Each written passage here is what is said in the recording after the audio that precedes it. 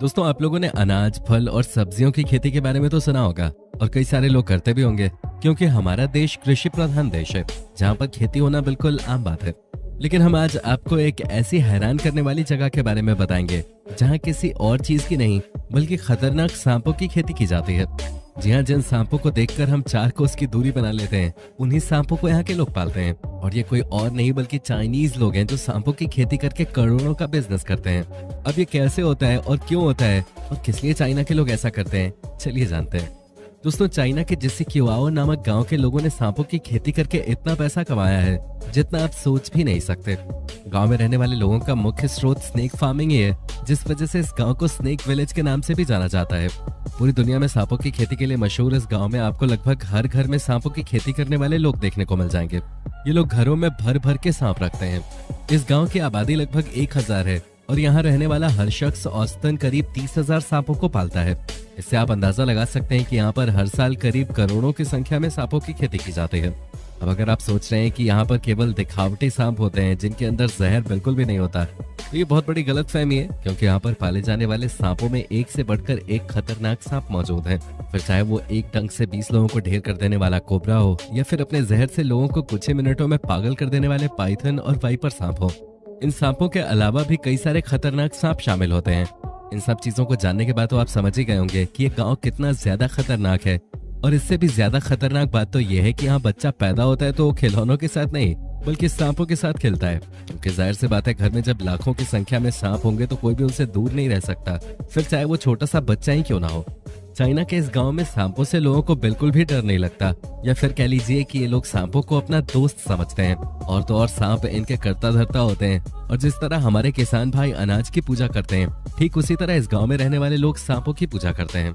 अब सोच रहे होंगे कि क्यों यहाँ के लोग सांपों को इतनी बड़ी संख्या में पाल कर अपनी जान का जोखिम लेते हैं।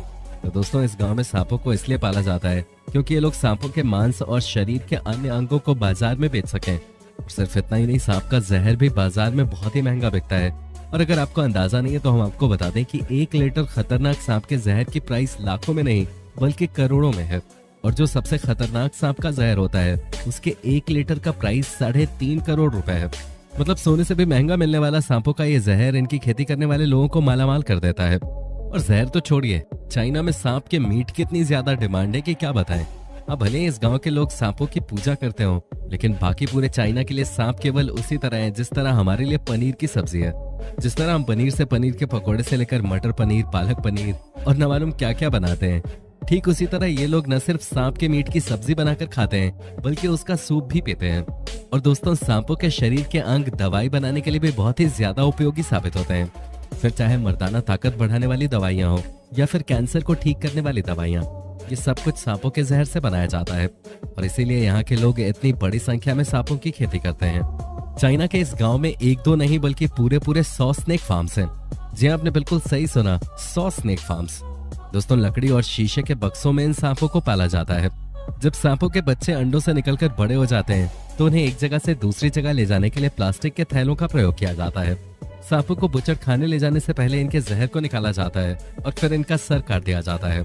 जब सांप का सर काटने के बाद वो मर जाते हैं तो उनका मीट निकालकर अलग कर दिया जाता है और फिर चमड़े को अलग करके धूप में सुखाया जाता है। दोस्तों, जहां इन सांपों के मीट का प्रयोग खाने और दवा बनाने के काम आता है, तो वहीं सांप के चमड़े का इस्तेमाल बैग या फिर बेल्ट वगैरह बनाने में किया जाता है। इतना कुछ जानने के बाद आपके दिमाग में ये जरूर चल रहा होगा कि आखिर यहाँ पर इस गांव के लोगों को स्नेक फार्मिंग का आइडिया आया कहाँ से। तो दोस्तों, कुछ सालों पहले इस गांव में यांग होंग चैंग नाम का एक किसान रहता था। एक बार ये किसान इतना ज्यादा बीमार पड़ गया कि गरीबी के कारण वो अपनी दवा तक के पैसे नहीं जुटा पा रहा था।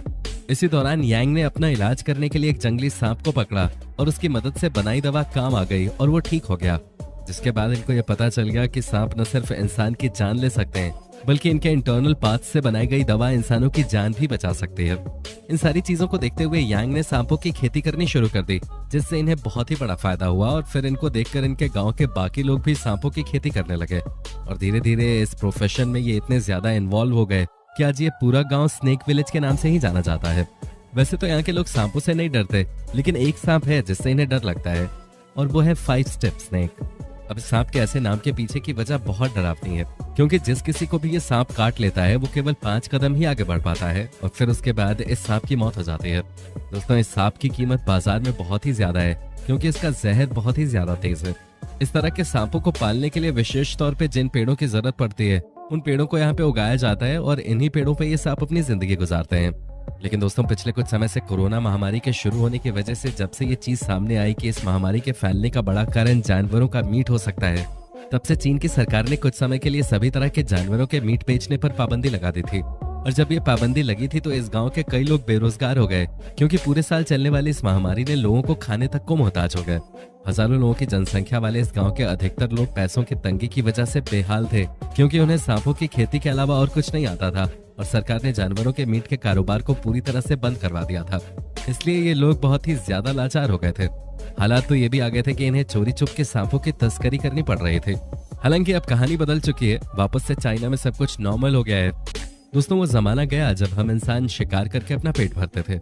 अब हमारे पास ऐसे बहुत से विकल्प हैं जिसमें हम बिना किसी जानवर की जिंदगी को नुकसान पहुंचाए एक अच्छा और स्वस्थ जीवन जी सकते हैं। लेकिन ये बात चाइना के लोगों की मोटी बुद्धि में घुसती ही नहीं है। उन्हें तो दूसरे जानवरों को नुकसान पहुंचाकर ही खुशी मिलती है, फिर चाहे वो कोई दूसरा मासूम सा बेजुबान जानवर ही क्यों ना हो। हम ऐसा बिल्कुल नहीं कहते कि केवल चाइना में ही जानवरों के मांस को बेचा और खरीदा जाता है, क्योंकि हमें ये बात बहुत अच्छे से पता है कि ये कारोबार पूरी दुनिया में है और ये हमारे भारत में भी होता है। लेकिन दुनिया में हर जगह जानवरों का सेवन एक सीमित मात्रा में होता है और जानवरों के साथ लोग संवेदनशीलता के साथ पेश आते हैं। लेकिन चाइना के लोग इसे असीमित मात्रा में इस्तेमाल करते हैं और जैसे वो उसको ट्रीट करते हैं, उसी का नतीजा है कि आज हम ये महामारी झेल रहे हैं। क्योंकि अगर ये वायरस चमगादड़ से आया है तो दुनिया में इसे फैलाने का सबसे बड़ा जिम्मेदार चाइना ही है। और अगर चाइना ने अपनी उल जलूल चीजें खाने की इस आदत को नहीं छोड़ा तो आने वाले समय में और भी तरह की बीमारियां दुनिया भर में फैलेंगी।